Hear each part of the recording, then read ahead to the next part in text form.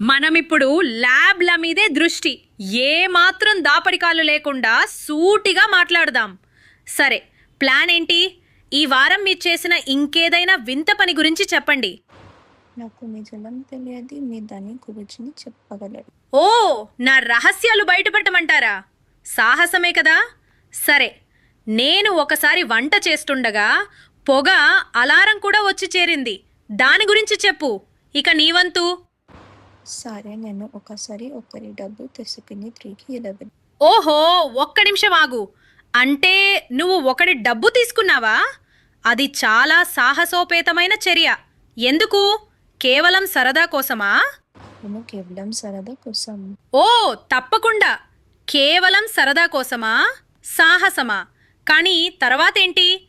ఇప్పుడే దాన్ని తిరిగి తెచ్చుకోబోతున్నావా, లేక ఒక సేకరణను నిర్మిస్తున్నావా? ఒక్క సేకరణ రూపొస్తున్నాను కాబట్టి మీరు మేబీ నాకు చెప్పవచ్చు. సరే, ఒక సేకరణను నిర్మించడమా?